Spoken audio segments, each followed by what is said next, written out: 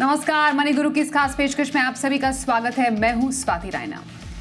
त्योहार में सोने में खरीदारी का ट्रेंड बढ़ जाता है। अगर इस फेस्टिवल आपको सोना खरीदना है तो बेहतर है आप गोल्ड ईटीएफ में निवेश करें। कैपिटल गेन टैक्स में बदलाव के बाद गोल्ड ईटीएफ में मीडियम टू लॉन्ग टर्म समय के लिए निवेश फायदे का सौदा भी साबित हो सकता है।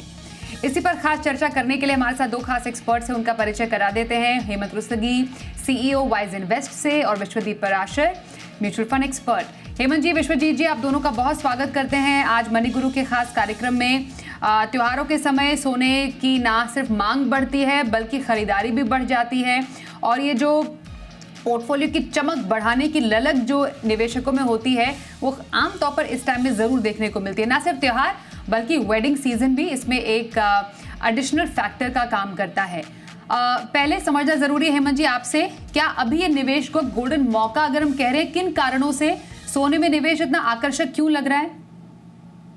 जी स्वाति, आई थिंक अगर हम सोने में निवेश करने की अगर हम बात कर रहे हैं तो मुझे लगता है कि अगर आप देखें कि पिछले कुछ सालों से सोने ने गोल्ड की जो परफॉर्मेंस है वो काफी अच्छी रही है, और मुझे लगता है कि आगे आने वाले समय में भी अच्छी रहेगी, और उसके कुछ कारण हैं।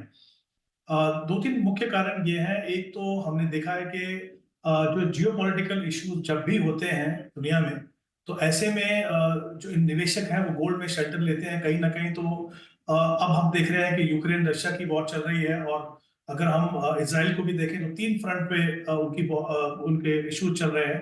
तो उसको देखते हुए जो जियोपॉलिटिकल इश्यूज हैं उसके कारण सोना जो है हमेशा उस पीरियड में अच्छा करता है। दूसरी बात, अगर हम देखें central banks across the world, जैसे हमारे यहाँ पे रिजर्व बैंक ऑफ इंडिया, वैसे बाकी देशों में जो सेंट्रल बैंक्स हैं वो पिछले कुछ सालों से सोना काफी ले खरीद रहे हैं, और मुझे लगता है वो ट्रेंड अभी आगे चलता जाएगा। इनफैक्ट अगर आप देखें कि यूक्रेन और रशिया की वॉर के बाद जो उनकी बाइंग है वो ऑलमोस्ट 3 गुना बढ़ गई है।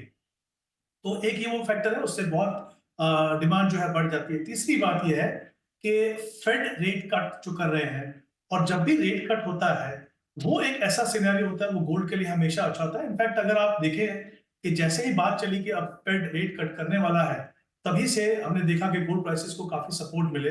और वो ऐसा इसलिए होता है कि जब गोल्ड प्राइसेस जब जब फेड रेट कट करते हैं तो जो अमूमन जो पैसा डेट में जाता है वो मूव होके गोल्ड में आता है, क्योंकि डेट के रिटर्न जो है वहां पे कम हो जाते हैं। चौथा, अगर हम अपने देश की बात करें, फेस्टिवल सीजन शुरू हुआ जैसा आपने बिल्कुल सही कहा, और ये कई महीनों तक चलता है। तो जब ये फेस्टिवल सीजन आता है तो गोल्ड की डिमांड बहुत ज्यादा बढ़ जाती है, और वो कहीं ना कहीं जो गोल्ड का जो प्राइस है उसको सपोर्ट करता है। तो मुझे लगता है कि ये मुख्य कुछ कारण है कि जो सोने की चमक जो है वो काफी बड़ी है, यहां से भी आगे बढ़ेगी, क्योंकि ये जो फैक्टर्स हैं जिन्होंने पिछले कुछ सालों में गोल्ड प्राइसेस को सपोर्ट किया है, ये फैक्टर्स अभी भी बने हुए हैं आगे आने वाले समय में। तो मुझे लगता है किसी भी निवेशक को गोल्ड को अगर देखना है, देखिए गोल्ड का रोल हमारे हर पोर्टफोलियो में अलग अलग तरीके से होता है। हमारा समय कितना है, हमारा रिस्क प्रोफाइल क्या है, वो सब फैक्टर्स तो रहते ही हैं, बट गोल्ड को हमेशा हम हेज भी मानते हैं, चाहे वो इन्फ्लेशन के अगेंस्ट हो, चाहे वो मार्केट वॉलेटिलिटी के अगेंस्ट हो। तो उसकी यूटिलिटी और जो फैक्टर्स हैं जिसके हिसाब से गोल्ड अच्छा कर रहा है, तो मुझे लगता है डेफिनेटली उन निवेशकों के लिए जिनके लिए गोल्ड सूटेबल है उनके पोर्टफोलियो में, ये अभी भी मुझे लगता है अच्छा समय है कि वो गोल्ड में निवेश कर सकते हैं। बिल्कुल, तो गोल्ड में निवेश के तो कई विकल्प आप सबके सामने हैं। सॉवरेन गोल्ड बॉन्ड है, gold ETF, gold mutual fund कहते हैं, फिजिकल गोल्ड तो है ही। निवेश उसे तो नहीं मानेंगे, पर कई लोग उसे एज सिक्योरिटी या एक पारंपरिक तौर पर, एक शगुन के तौर पर अपने पास जरूर रखते हैं। पर आज हम गोल्ड ईटीएफ की खास चर्चा करने वाले हैं। गोल्ड ईटीएफ जरा थोड़ा विश्वजीत जी समझाइए, क्या खास रहता है गोल्ड ईटीएफ में? अगर हम कह रहे हैं कि गोल्ड में आप निवेश थ्रू गोल्ड ईटीएफ करें तो कोई क्यों करे, इसका फायदा क्या है किसी इन्वेस्टर के लिए? देखिए स्वाति जी, बिल्कुल सबसे पहले देखें कि गोल्ड हमारे लिए बहुत हमेशा से ट्रेडिशनली बहुत अट्रैक्टिव इन्वेस्टमेंट रही है। चाहे हमारे ग्रैंडफादर रहे हो, चाहे ग्रैंड मदर रही हो, कोई डॉटर की शादी होनी है तो हम गोल्ड हर ऑस्पिशियस ओकेजन में खरीदते हैं। तो गोल्ड हमारे लिए एक बहुत अट्रैक्शन इन्वेस्टमेंट रही है। लेकिन अगर आप पीछे समय में देखें तो गोल्ड का जो, अगर हम ज्वेलरी खरीदते हैं तो वो एक बहुत अच्छी इन्वेस्टमेंट नहीं रही है, क्योंकि प्योरिटी चार्जेस का इशू रहता है, थेफ्ट का इशू रहता है कि कहाँ रखें। बैंक में रखते हैं तो लॉकर चार्जेस देने पड़ते हैं। तो ये सब चीजों की वजह से एक स्मार्ट इन्वेस्टमेंट ऑप्शन है गोल्ड ईटीएफ। यहाँ पे आपको कोई थेफ्ट नहीं है, कोई कोई बैंकर चार्जेस नहीं है। तो ये एक बहुत ही कन्वीनियंट तरीका है गोल्ड खरीदने का। और बिल्कुल जो प्योरिटी है वो 99.5% या उससे ज्यादा की प्योरिटी मिलती है। तो आप जब और छोटे से पैसे से, यानी कि 500,000 रुपए से, जिसे हम फ्रैक्शनलाइजेशन कहते हैं, बहुत छोटी सी रकम से आप यहाँ पे खरीदना शुरू कर सकते हैं। दुकान पे जाएंगे तो आपको थोड़ा एक आध तोला खरीदना पड़ता है, लेकिन यहाँ पे आप बहुत छोटी इन्वेस्टमेंट से आप शुरुआत कर सकते हैं। तो ये एक ऐसा तरीका है कि अगर गोल्ड प्राइसेस बढ़ते हैं तो गोल्ड ईटीएफ के प्राइसेस भी उसी स्पीड से बढ़ते हैं, और आप अपने गोल्ड को अप्रिसिएशन कर सकते हैं अगर आप लगता है गोल्ड में इन्वेस्ट करना चाहते हैं। तो हम नॉर्मली अक्सर कहते भी हैं कि अगर आपका पोर्टफोलियो 100 रुपए है तो आप 10 रुपए तो किसी भी हालत में गोल्ड में इन्वेस्ट करें। तो ज्वेलरी में ना करते हुए अगर आप ईटीएफ में करते हैं तो आपको एक अच्छे रिटर्न्स का एक्सपेक्टेशन मिलता है। और जैसे हेमंत जी बता ही रहे थे कि जब भी ग्लोबल अनसर्टेनिटी होती है, कोई लड़ाई का डर होता है या वॉलेटिलिटी होती है मार्केट में, तो ये कोरिलेशन इक्विटी मार्केट से ज्यादा नहीं होता इसका। तो ये एक तरीके से हेज का लाभ देता है। अगर मार्केट गिरती है, अगर कुछ लड़ाई होती है, तो आपको गोल्ड, हमने अक्सर देखा है, चाहे वो कोविड रहा हो, चाहे वो फाइनेंशियल क्राइसिस रहे हो, उस समय गोल्ड के प्राइसेस काफी बढ़ जाते हैं। तो ये आपके पोर्टफोलियो को एक स्टेबिलिटी दे सकता है। और लिक्विडिटी तो है ही, आप जब चाहे इसको बेच सकते हैं क्योंकि इसमें कोई एग्जिट लोड भी नहीं है। तो बहुत सारे फायदे हैं, अच्छे रिटर्न्स, लिक्विडिटी, सेफ्टी और डाइवर्सिफिकेशन इन पोर्टफोलियो, सारे लाभ आपको गोल्ड ईटीएफ में मिल जाते हैं। ओके, एक इम्पॉर्टेंट जो इसमें बात जानना ज़रूरी है हेमंत जी, वो है टैक्सेशन। अभी हमने कैपिटल गेन टैक्स में काफ़ी बदलाव देखे हैं और जिसमें गोल्ड ईटीएफ भी शामिल है। ऑफ कोर्स पूरे म्यूचुअल फंड में ही काफ़ी ज़्यादा बदलाव हुए हैं, होल्डिंग पीरियड हो गए या फिर चाहे टैक्स रेट्स ही क्यों ना हो। गोल्ड फंड के टैक्सेशन में स्पेशली गोल्ड ईटीएफ की जब हम बात कर रहे हैं तो किस तरीके के बदलाव हैं सर, ज़रा ये समझाइए, क्योंकि थोड़ा लोगों के मन में कंफ्यूजन है कि holding period still certain point year या उसके बाद थोड़ा बदले हैं। इसको ज़रा प्लीज़ क्लियर कीजिए। जी स्वाति, आई थिंक ये बहुत ही इंपॉर्टेंट एस्पेक्ट है क्योंकि हम यहाँ बात कर रहे हैं सोने में निवेश की।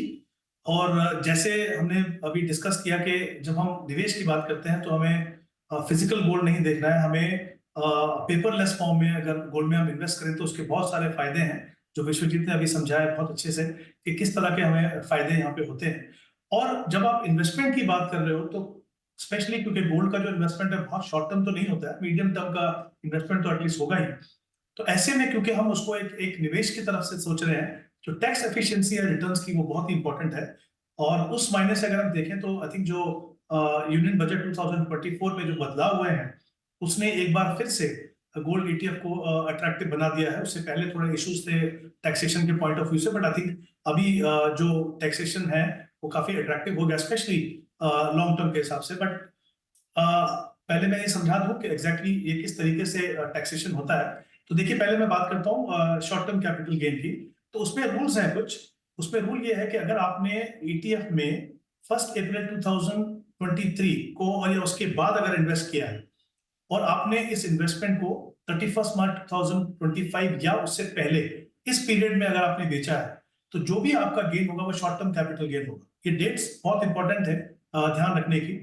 तो जो भी आपको कैपिटल गेन होगा वो शॉर्ट टर्म कैपिटल गेन माना जाएगा, वो आपकी इनकम में ऐड होगा और जो आपका एप्लीकेबल टैक्स रेट है उसके ऊपर आपको टैक्स लगेगा। अगर आप ईटीएफ जो आपकी इन्वेस्टमेंट है उसको 31 मार्च 2025 के बाद बेचेंगे और अगर आपने उसको एक साल नहीं रखा है तब भी वो शॉर्ट टर्म कैपिटल गेन होगा और वो आपकी इनकम में ऐड होगा। तो जैसा मैंने कहा, ये डेट्स रखना इंपॉर्टेंट जरूरी है और किस पीरियड में आपने खरीदा और बेचा। अब हम लॉन्ग टर्म की बात करते हैं तो जो रूल एप्लीकेबल होगा जो 23 और 25 के बीच में वो तो वैसा ही है यहाँ पे। लेकिन अगर आप गोल्ड ईटीएफ के इन्वेस्टमेंट को बेचेंगे या रिडीम करेंगे 31 मार्च 2025 के बाद और अगर आपने उसको एक साल तक होल्ड किया, ये इंपॉर्टेंट है यहाँ पे। पहले हमने बात की थी कि एक साल के अंदर बेचा है, तो यहाँ पे हम बोल रहे हैं कि एक साल तक अगर आपने उसको होल्ड किया है तो फिर वो लॉन्ग टर्म कैपिटल गेन माना जाएगा। और क्योंकि ये लॉन्ग टर्म कैपिटल गेन है, अब जो नए जो रूल्स हैं टैक्सेशन के उसमें जो टैक्स होगा वो 12.5% होगा, राइट, एग्जैक्टली जैसा इक्विटी में है तो उस तरीके से टैक्स होगा। तो ऑब्वियसली अगर आप उसको लॉन्ग टर्म कैपिटल गेन के हिसाब से देखें, ऑफ कोर्स यहाँ पे ये भी कहना जरूरी है कि इसमें इंडेक्सेशन नहीं मिलेगा आपको, लेकिन लॉन्ग टर्म के पॉइंट ऑफ व्यू से अगर आप देखें कुछ सालों के लिए आप गोल्ड में इन्वेस्ट करें तो आई थिंक उसके जो रिटर्न्स हैं वो काफी एफिशिएंट हो गए हैं अभी। और दूसरी बात ये है कि अगर हम गोल्ड फंड की बात करें इसके मुकाबले में तो वहां पे ये जो पीरियड है 1 साल से बढ़ के 24 महीना हो जाता है। तो आई थिंक अगर हम टैक्सेशन पॉइंट ऑफ व्यू से अगर हम गोल्ड फंड और अगर गोल्ड ईटीएफ को कंपेयर करें तो गोल्ड ईटीएफ जो है कहीं बेहतर ऑप्शन है। तो ये इंपॉर्टेंट है, ये बिल्कुल सही आपने कहा कि ये इंपॉर्टेंट एस्पेक्ट है निवेशकों को समझने का कि किस तरह से उनके रिटर्न गोल्ड ईटीएफ में टैक्स होंगे। बिल्कुल, तो टैक्सेशन हमने समझा और कुछ गोल्ड ईटीएफ्स के प्रदर्शन हैं, आप देख सकते हैं एक साल में लगभग 29% तक का रिटर्न 3 जो ईटीएफ्स है उसमें देखने को मिला है। LIC का हो गया, एक UTI का, एक इन्वेस्को इंडिया का है। 3 साल में भी ऑलमोस्ट सेम ही है और अराउंड 13 to 14% का 5 साल का रिटर्न हमने गोल्ड ईटीएफ के प्रदर्शन में देखा है पिछले 1, 3 और 5 साल के प्रदर्शन के लिहाज से। तो ये तो गोल्ड ईटीएफ में इन्वेस्टमेंट की बात हुई। हमारे साथ पहले कॉलर भी आज जुड़ चुके हैं, उनसे भी बात कर लेते हैं। दीपक राठौड़ इस वक्त हमारे साथ हैं। नमस्कार दीपक जी, स्वागत करते हैं आपका मनी गुरु में। अपने निवेश से जुड़ा सवाल आप हमारे एक्सपर्ट से जानना चाह रहे थे, थोड़ा सा डिटेल्स बताएंगे आप? आई अज्यूम 36 ईयर्स के हैं और पिछले कुछ टाइम से आप इन्वेस्ट भी कर रहे हैं। क्या चाहते हैं अपने इस पोर्टफोलियो से, क्या प्लानिंग है आपकी? जी मैडम, नमस्ते मैडम। मैडम, जो मैंने आपको SIP भेजे हैं, मुझे ये जानना है कि ये मेरा SIP ठीक है क्या? अभी मेरा प्लान क्या है कि मैं 5 साल में जो भी लार्ज कैप है इनमें इन्वेस्टमेंट करूंगा और स्मॉल कैप में 10 साल तक इन्वेस्टमेंट करने के बाद में मुझे 20 साल बाद में 3 करोड़ रुपए चाहिए, मेरा टारगेट है। अभी मेरा 47,000 मंथली SIP है। ठीक है, ये आपकी रिटायरमेंट प्लानिंग है क्या? जी मैडम, रिटायरमेंट प्लानिंग बोल सकते हैं, लेकिन मैं उसको रिटायरमेंट प्लानिंग बोल सकते हैं। मेरे क्या है, बच्चे वगैरह, फैमिली वगैरह, उसके लिए मुझे 3 करोड़ का कॉर्पस चाहिए। ओके, 3 करोड़ का कॉर्पस, उनके पास फंड्स भी हैं कुछ जो हम आपको पोर्टफोलियो दिखाएंगे। अभी तक मेरा लगभग हेमंत जी जरा थोड़ा इनका पोर्टफोलियो, हाँ 15 लाख तक का जो आपने कहा था, इतना कुछ वैल्यू है अभी आपका पोर्टफोलियो का ना? जी बिल्कुल बिल्कुल सर। मैं अभी आपके सवाल का जवाब हेमंत जी से जान लेती हूँ। सर, कैसा लग रहा है पोर्टफोलियो और फंड्स कैसे हैं इनके? देखिए स्वाति, यहाँ पे 2-3 इंपॉर्टेंट एस्पेक्ट है। पहले अगर हम इनके गोल्स की बात करते हैं, उन्होंने शायद 2 गोल्स कहा है। एक 5 साल में इनको 1 करोड़ चाहिए और उसके बाद 15 साल और इनके पास समय है, वो 3 करोड़ का इनका जो टारगेट है। अभी जो इनका कॉर्पस एक्यूमुलेट हुआ है वो 15 लाख का है और 47,000 की SIP वो हर महीने कर रहे हैं। तो अगर हम पहले गोल को एड्रेस करना चाहें 5 साल वाले को, तो अगर ये इन्वेस्टमेंट की हम दोनों की ग्रोथ देखें, जो एक्यूमुलेटेड कॉर्पस है और जो SIP है, तो करीब 65 लाख का कॉर्पस बनेगा। दूसरा, उसके बाद उनके पास 15 साल का समय है 3 करोड़ के कॉर्पस तक पहुंचने के लिए। तो क्योंकि वो 15 लाख जो एक्यूमुलेट हुआ वो हमने यूज कर लिया 5 साल के गोल के लिए, तो अब हम सिर्फ SIP जो उनकी 47,000 की उसको कंसिडर करेंगे। ये अगर वो 15 साल करते हैं 5 साल के बाद, यानी तो वहां पे करीब 2 करोड़ का कॉर्पस बना पाएंगे। 2 चीजें हैं यहाँ पे। अगर मान लीजिए उनका जो गोल है 5 साल वाला, अगर वो नहीं है तो फिर मुझे लगता है उनको प्रॉब्लम होगी अपने गोल्स तक पहुंचने के लिए। लेकिन अगर उनको 5 साल के बाद वो 1 करोड़ चाहिए, तो फिर इनको 1 करोड़ की कमी होगी इनके टारगेट के अंदर। तो इनको मुझे लगता है तकरीबन 15 से 18,000 से SIP को इनको बढ़ाना होगा ताकि वो अपने 3 करोड़ के लक्ष्य तक पहुंच पाए। तो ये तो हुआ कि किस तरीके से वो अपने लक्ष्य तक पहुंचेंगे। दूसरा, इन्होंने कहा कि 5 साल या 10 साल के बाद वो लार्ज कैप और मिड कैप से पैसा निकाल लेंगे और शायद सारा पैसा स्मॉल कैप में डालेंगे। मुझे लगता नहीं वो एक सही स्ट्रेटेजी है। तीनों जो सेगमेंट है मार्केट के, उनका अलग अलग रोल है, उनको तीनों का कंट्रीब्यूशन आपके पोर्टफोलियो में होना चाहिए। मुझे लगता है कुछ बदलाव की जरूरत है इनके पोर्टफोलियो में। तो पहली बात, इनके पास एक फ्लेक्सी कैप फंड है पॉन्ड 10,000 रुपए, उसको आप कंटिन्यू कीजिए। मिड कैप में इनके पास HDFC मिड कैप है, अच्छा फंड है, कंसिस्टेंटली परफॉर्म कर रहा है, बट इससे बेहतर ऑप्शन मिल सकती है आपको। जैसे मोतीलाल ओसवाल, अगर हम मिड कैप की बात करें तो मुझे लगता है वो एक बेटर ऑप्शन हो सकती है। SBI कॉन्ट्रा में इनके पास 5,000 है, उसमें आप बने रहें। और निप्पॉन स्मॉल कैप में 7,000 का इन्वेस्टमेंट है, वो भी आप अपनी कंटिन्यू कर सकते हैं। अब बाकी जो फंड्स हैं उनके बदले में मुझे लगता है 2 फंड्स आप कंसीडर कीजिए। एक मल्टी कैप फंड जहाँ पे तीनों सेगमेंट में आपको एक्सपोजर मिलेगा, जो होगा कोटक मल्टी कैप, जहाँ पे आप 7,000 रुपए इन्वेस्ट करेंगे, और एक होगा बंधन को, जहाँ पे आप 7,500 इन्वेस्ट करेंगे। इस तरीके से आपका 47,000 का ओवरऑल पोर्टफोलियो कंपोजिशन होना चाहिए। मुझे लगता है अगर आप ऐसा बनाएं तो आपको फायदा हो सकता है in terms of allocation to all segments और परफॉर्मेंस और कंसिस्टेंसी के हिसाब से। ओके, तो ये रही आपके पोर्टफोलियो पर आए दीपक जी। हेमंत जी की ओर से कुछ बदलाव हैं हल्के फुल्के, उसको जरूर ध्यान में रखिएगा। एक ब्रेक का भी वक्त है, ब्रेक के बाद भी चर्चा जारी रहेगी, बने रहिए हमारे साथ।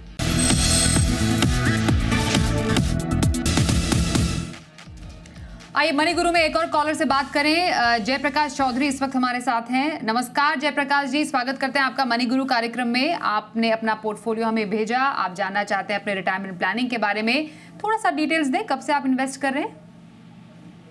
जी मैडम, नमस्ते स्वाति मैडम। मैडम मैं अनिल सिंघवी जी का बहुत बड़ा फैन हूँ। हेलो, धन्यवाद धन्यवाद सर, धन्यवाद, थैंक यू। और मैं जी बिजनेस, मैडम मेरा जो मॉर्निंग होती है वो जी बिजनेस के साथ ही स्टार्ट होती है जी। अभी मेरे जो एक्सपर्ट है उनसे मेरा जो क्वेश्चन है, मेरे एक्चुअली एसआईपी चल रही है 10,000 की। पराग पारिक फ्लेक्सी कैप में 1,000, मोतीलाल ओसवाल मिड कैप में 1,000, कोटक इमर्जिंग मिड कैप में 1,000, एसबीआई स्मॉल कैप में 2,000।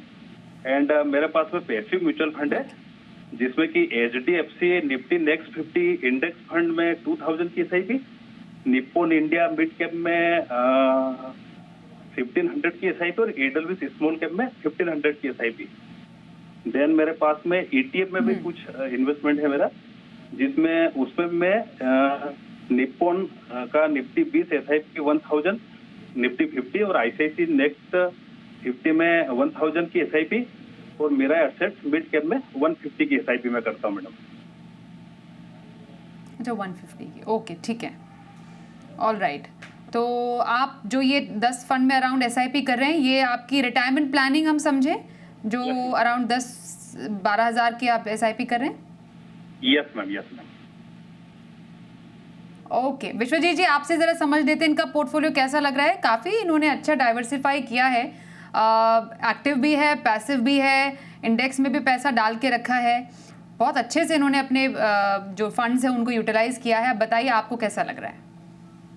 देखिए चौधरी साहब, अगर दिन की शुरुआत जी बिजनेस से कर रहे हैं तो उसमें कोई सरप्राइज नहीं है कि फंड सिलेक्शन बहुत अच्छा है और पोर्टफोलियो डाइवर्सिफाइड है। बट थोड़ा सा चौधरी साहब चेंज ये करना होगा कि आपने 3 मिड कैप फंड्स ले रखे हैं और 2 नेक्स्ट निफ्टी फंड ले रखे हैं। तो वही सेम आपने ईटीएफ फंड ले रखे हैं, वही करीब करीब इंडेक्स फंड ले रखे हैं। तो एक चीज तो समझना जरूरी है कि सेम कैटेगरी में अगर हम इन्वेस्ट कर रहे हैं, चाहे हम ईटीएफ में कर रहे हैं चाहे हम इंडेक्स में कर रहे हैं, तो कहीं ना कहीं पोर्टफोलियो सेम है।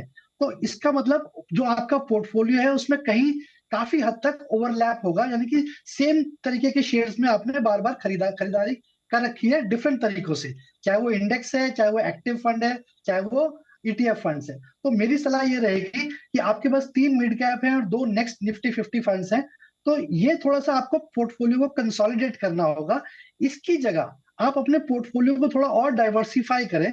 म्यूचुअल फंड में डिफरेंट कैटेगरीज हैं, large cap, mid cap, small cap में तो आपका एक्सपोजर है ही, बट इसके अलावा आप और एक्सपोजर ले सकते हैं, जैसे कि वैल्यू स्टाइल फंड्स में ले सकते हैं, या फिर किसी और तरीके के large and mid cap funds में ले सकते हैं, या फिर अगर आप खुद ही कह रहे हैं कि आप एग्रेसिव निवेशक हैं तो आप थीमेटिक और सेक्टोरल फंड्स में भी थोड़ा एक्सपोजर बढ़ा सकते हैं।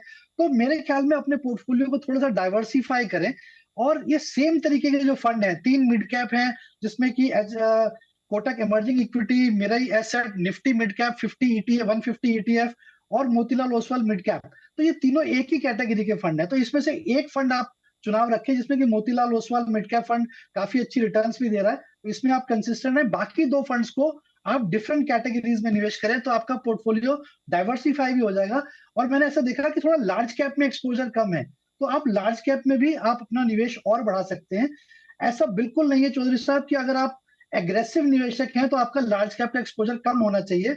आप 40-50% अपना पोर्टफोलियो को लार्ज कैप में रख सकते हैं, जहां से आपको थोड़ी पोर्टफोलियो में एक स्टेबिलिटी भी मिलती है। और ऐसा माना जा रहा है कि लार्ज कैप में वैल्यूएशंस काफी अट्रैक्टिव हैं, तो वहां भी अच्छे रिटर्न्स बन सकते हैं। तो ये थोड़े से आपको बदलाव करने पड़ेंगे, जैसे कि लार्ज कैप में भी आप चुनाव कर सकते हैं, आईसीआईसी प्रूडेंशियल ब्लू चिप या फिर Nippon India large cap fund जैसे फंड्स को कंसिडर कर सकते हैं। और मुझे जो आपने सवाल भेजा था उसमें करीब करीब 13,000 की एसआईपी आपने बताई है। तो 13,000 की एसआईपी अगर हम 12% सीएजीआर से चलते हैं और आपके पास एक लंबी अवधि है, यहाँ पे आप अपनी रिटायरमेंट प्लानिंग बहुत अच्छे से कर सकते हैं, तो करीब करीब 1.68 करोड़ बन जाता है। पर मेरी सलाह ये रहेगी चौधरी साहब कि आप हर साल करीब करीब 10% का स्टेप अप अप्रोच लें। अगर आप हर साल अपनी एसआईपी को साल में 10% बढ़ा देते हैं तो यही पोर्टफोलियो आपका करीब करीब 3.5 करोड़ का बन जाएगा। तो आपकी बहुत अच्छी रिटायरमेंट प्लानिंग हो जाएगी, क्योंकि मुझे नहीं लगता कि आपने महंगाई यानी इन्फ्लेशन को कंसिडर किया है।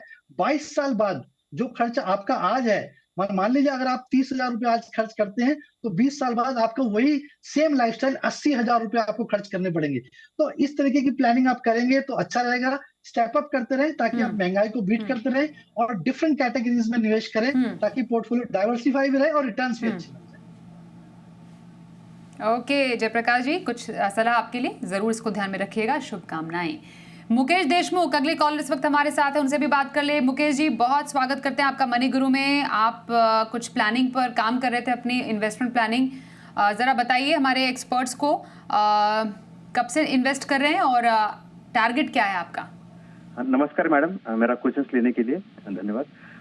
मैं अभी मेरा पोर्टफोलियो बनाया है जिसमें मेरे 8 म्यूचुअल फंड है, जो मैंने आपको ऑलरेडी शेयर किया है थ्रू मेल। तो मैंने 2017 से म्यूचुअल फंड में इन्वेस्टमेंट करना शुरू कर दिया, and accordingly over a period of time I have increase the funds. तो ये पोर्टफोलियो मैंने खुद बनाया है। मैं आपका जी बिजनेस रेगुलर देखता हूँ, एंड उसमें मैंने डाइवर्सिफाइड फंड लिया है। तो मुझे बेसिकली इसमें 2 क्वेश्चन था मेरा। पहला क्वेश्चन ये है कि जो मैंने ये फंड अभी मेरे पोर्टफोलियो में है, तो ये सही फंड है या मुझे कुछ चेंज करने की जरूरत है? एंड सेकंड क्वेश्चन है कि नेक्स्ट 10 इयर्स में I have to make a 2 crore का कॉर्पस मुझे बनाना है फॉर रिटायरमेंट के लिए। तो इन व्यू ऑफ दैट मुझे थोड़ा सा गाइड कीजिए रिगार्डिंग। ओके विश्वजीत जी, क्योंकि आपने इनका पोर्टफोलियो स्टडी किया है, इसलिए मैं आप ही से जानना चाहूंगी मुकेश जी का पोर्टफोलियो कैसा लगा। 2032 तक 2 करोड़, क्या इन्फ्लेशन को ध्यान में रखते हुए रिटायरमेंट के लिए 2 करोड़ कॉर्पस काफी रहेगा इनके लिए? देखिए स्वाति जी, वो डिपेंड करता है कि उनके आज के खर्च कैसे हैं। अगर कंजर्वेटिव है, कम खर्च है, तो ऑब्वियसली ये पोर्टफोलियो इनफ रहेगा। लेकिन मुझे ऐसा लगता है कि शायद मुकेश जी ने ये कंसिडर नहीं किया है, क्योंकि 8-10 साल में काफी इन्फ्लेशन का प्रभाव पड़ता है। और वही लाइफस्टाइल, जैसे मैं अभी पिछले निवेशक को भी बता रहा था कि आपका जो आपके घर के खर्च हैं वो काफी बढ़ जाते हैं क्योंकि इन्फ्लेशन है। तो अगर मुकेश जी का पोर्टफोलियो देखते हैं तो काफी डाइवर्सिफाइड है। मुकेश जी, आपने टीवी देख के, जी बिजनेस देख के काफी अच्छा पोर्टफोलियो बनाया, उसके लिए बधाई है आपको। काफी डाइवर्सिफाइड फंड्स हैं और फंड का चुनाव भी काफी आपने अच्छा किया हुआ है।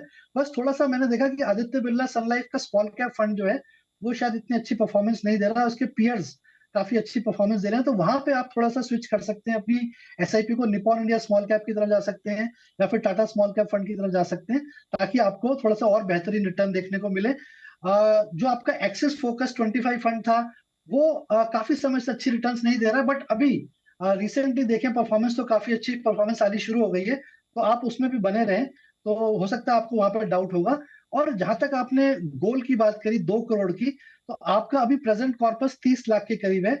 अगर हम 8 साल का पीरियड लेके चलते हैं तो 12% का सीजीआर लेके चलते हैं तो करीब करीब 74 लाख रुपए बन जाता है ये। और वहीं आपने जो एसआईपी बढ़ाई है, बिल्कुल समय के साथ बहुत अच्छा कदम आपने उठाया है।